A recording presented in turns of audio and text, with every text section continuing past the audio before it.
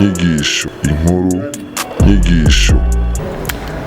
Ndase kandi kwaramutsa abakunzi ba Roy TV, ni Bella Shaka kuri micro za Roy TV nko bimenyereye. Uno munsi ni wa munsi nyene jeudi, turi jeudi ndabategurira inkuru nyigisho nkuko musanze mubimenyereye, mugakuramo inyigisho nyinshi zitandukanye z'ubuzima busanzwe zibafasha kumenya ukuntu mubaho, zibafasha guhindura ingendo, zikabafasha no kwitwaneza mu buzima bwa misi yose. So ni Bella Shaka kuri micro za Roy TV, kuri kamera, inyuma ya kamera turi kumwe na Oli King abikora neza cyane mu kazi kiwe.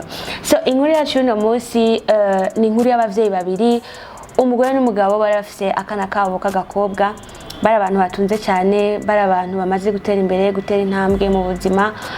Bari bifise, novuga yuko umugore we yakora business, yari umu business woman no kubwo hejuru, yari amaze gutera intambwe nini cyane. Umugabo nawe yari umuntu ayoboye inganda zitandukanye, ama company atandukanye. Niho rero abo bavyeyi nta munsi n'umwe bigira baronka umwanya wo kuyaga cyangwa ngo babaze biteho ibyo mu rugo ngo bimeze gute, iby'abana, ibintu nk'ivyo. Umwana w'umukobwa rero yarakuze, atangura ishure, ariga maternelle arayimara, atangura primaire arayiga nayo nyene. Ageze mu mwaka ugira gatanu, uyo mwana yari umwana c'ubwenge, akunda ishure, akunda gukurikirana, ariko yagize ikibazo amaze kugera 5e, calcul imumerera nabi, calcul iramugora cyane. Niho rero umuvyeyi wiwe, papa wiwe yabasaba mama we yuko borondera umuntu umumenyereza azaramufasha kugira ngo bikunde umwana yige ameze neza, bikunde umwana atari intambwe mu mashuri yiwe. Umwana yakuze yifuza ko kubona attention y'abavyeyi biwe, kubona abavyeyi bako bamwitaho, bamuyagisha, bamubaza uko umunsi wagenze, ariko n'ivyigeze bikunda. Ati kubera iki abavyeyi bama bari busy ijana kwijana, no kuvuga 24/24 umwana ntiyashobora kuronka umwanya wo kuyaga n'abavyeyi biwe. Umwana yamanya akabonge, abonye ukundi abandi bana baza kubatora kushira abavyeyi babo, akabona ukundi abandi bana bamutera inkuru ati papa yanzaniye chocolat, papa vyagenze uku, ariko wewe nta musi umwigira abona yaba papa yaba mama yamuzaniye ikintu canke se ngo amusohokane, amuyagishe, amubaze yuko ameze neza, amubaze yuko hari ikibazo bafise kimubakiye. Abavyeyi biwe gusa bagura ibikenewe, ivyo gufungura, impuzu nziza, ibirato vyiza, bakamuzanira ati ambara koruku ja kwishuri, ibintu nk'ivyo. Ariko apart ivyo umwana we yarakeneye attention y'abavyeyi biwe, yarakeneye rujya rukundo rwo kumuba hafi, yumva yuko nka mama wiwe ari nk'umugenzi wiwe, navuga nti best friend, bivanye nuko nawe yari umwana w'umukobwa. Niho rero un certain jeudi umwana bamuzanira uyo mumenyereza, yari umusore Vincent, yari umumenyereza w'uyo mwana. Niho rero bamaze gutangura, uwo mwana akimubona Vincent ntabwo yigeze amwishimira cyane, kubera ntabwo yaramenyereye kuyaga n'abantu, yaramenyereye ashika muhira agashika aryama, agashika arabana n'ibimuraba. Ntabwo yaramenyereye kuyaga cyane n'abantu cyangwa se kugira umuntu amuba hafi, abona yuko ari iruhande yiwe umwanya n'umwanya. Niho rero Vincent bamaze gutangura kwiga n'uyo mwana wacu, nuko namuvuza izina. Uyu mwana yari yitwa Karel yara donc amaze gutangura rero kwiga, uyo musore atangura kumuba hafi, navuga nti no kurenga imipaka y'akazi ajejwe. Ahejeje kumwigisha ko dusa kuko bari babiri abakozi bari mu bikoni, Vincent agashaka kumutwara Karel mu ngeso mbi, hamwe agashaka kumukorako, akamukora ku maguru, akamukora ku mabere, akamukora ibintu nk'ivyo. Rero Karel yari afise ubwoba, nta kuntu yari gushobora kubiyagira abavyeyi biwe.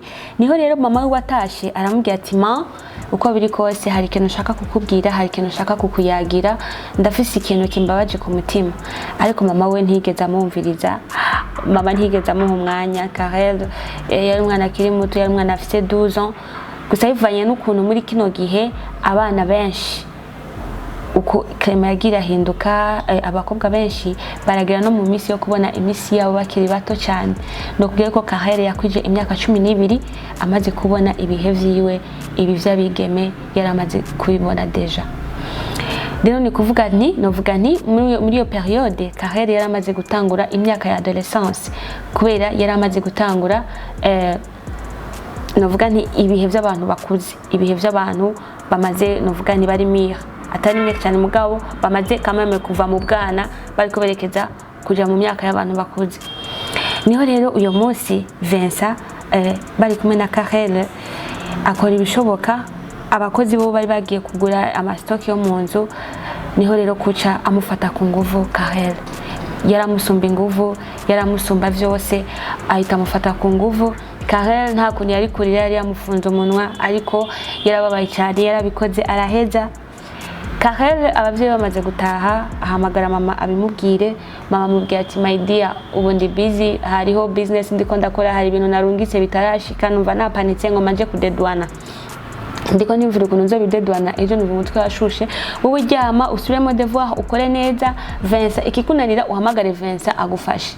Ikintu cyose mama ndifuza ko muyagati hamagara Vincent agufashe. Papa ariko ndafise ikibazo ati no my dear, ufise ikibazo ukeneye amafaranga ngahe? Okay, akira amafaranga, genda ugura ibyo ukeneye byose, ibisigaye concentration ku ishure nivyo bikuraba vyonyene. Muri make rero Karel ntabwo yigeze aronka umwanya wo kuba hafi n'abavyeyi biwe ngo abayagire icyari kimwakiye ku mutima, abayagire ikibazo yari afise mu mutima wiwe. Yari yafashwe ku nguvu, yari ameze nabi, ariko ajya umutima amenyo. Niho bukero Vincent ahita amuzanira ibinini, aje muri kudusare nkuko bisanzwe, ambwira ati ibinini binwe bituma utagira ububabare. Karel kubera ukuntu yari amerewe yaremye arabinwa, aroroherwa, barabandanya biga, ariko mu mutima ntabwo yari yishimye, ntabwo yigeze yumva ko aguwe neza mu mutima. Niho rero amaze gukira, amaze gusura kandi gufata inzira nziza, bwo babari bwamaze guhera, Vincent ntabwo yagarukije hajya, n'ubundi yabandanyije amugerageza muri bwa buryo nyene, kugeza aho Karel abimenyera. Abonye Vincent akabaza ati uyu kwaje dutegereza kubikora, arabibamo uko mbese arabimenyera, asigara bibona ko ari ibintu bisanzwe. Vincent yaraje bakiga, bamaze kwiga bikaba kubera abakozi nabo nyine bamaze kubona ati Karel ariko ariga ntavyo baba bitayeho, umwe wese yabana n'ibimuraba.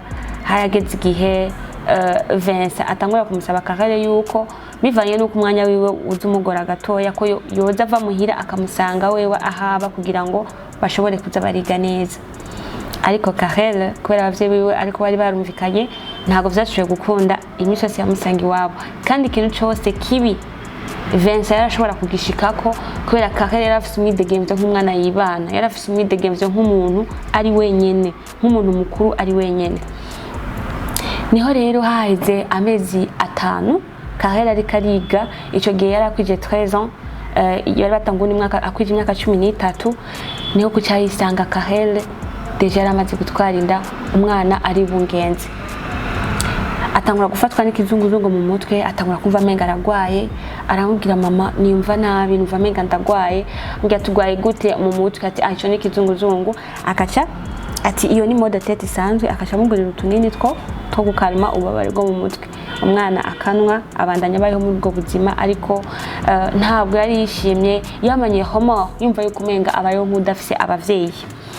Rero niho Vincent aramubwira ati bisaba dupime wasanga ufise inda. Vincent azana agateste de grossesse aramupimira, ambwira ati kaza n'umwanda muto ndagupimira. Resultat asanga deja Karel afise inda, ari enceinte. Ambwira ati rero papa wawe uramuzi ko ari umuntu akomeye, yo twica jewe noja mu mpimba, kandi ntago ari byo tubera byiza turi babiri, kandi abizi ko ndagukunda ndakwishimira, tumaze kubana mu bihe bitari bito jewe nawe. Rero Karel aravyemera kuko nta yindi show yarafise ubwoba bwo kubigira abavyeyi biwe, nta n'umwanya bamuha. Yavuze ati ntandi mahitamo mfise, reka ndavyemere nkuko nyene vyabaye, reka ndavyemere ivyo binini ndabinwe kugira ngo iyenda ishobore kuvamwo, mbandanye ishuri ryanje, mbandanye niga, ndicara umwana muto. Ntabwo nshaka kwitwa mama muri no myaka, nubwo vyabaye ni nka navuga ko ari nka erreur, ariko ndifuza kubandanya nkashika ku ndoto zanje, mbese nkuba ku buzima bwanje nkuko ndavyifuza. Niho rero bwaho nini arabutora arabunwa, bihava biba bibi kurusha, bariga baraheza. Vincent aragenda.